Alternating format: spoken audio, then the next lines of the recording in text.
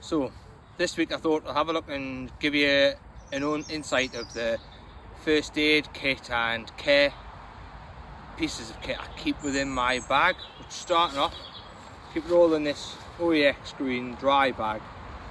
Obviously, as we know, to keep the poor weather off it when we're out in the fells or out in the woods. So firstly, keep this little pot emergency on, given from the Lions. And I think eventually it was meant to be for all people to keep in the house and keep in the fridge and stuff if they were ill. And the ambulance driver comes and finds that in the fridge and take that. But I keep this in this bag. And I remember telling them at the show at Christmas what I'd used it for, and they said that was a brilliant idea. So inside I've got my current medication that I take inside. So they're all in there. Just a minimal amount of the pills that I take inside the bag I keep in there.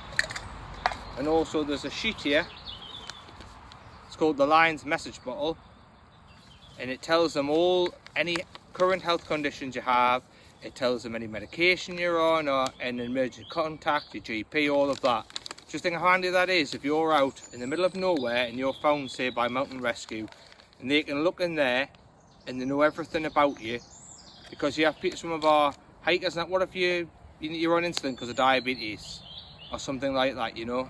That is one of the best things I've got, and I wish I could give everyone a one, but that's what I've got. Other things I've got in here, I've got your typical first aid pouch, which has all the general stuff in, made by Life Systems. Buy this from Go Outdoors.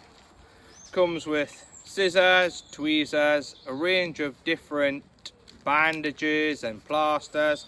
Has some paracetamol in there, like that, stuff to help treat burns, which we should have.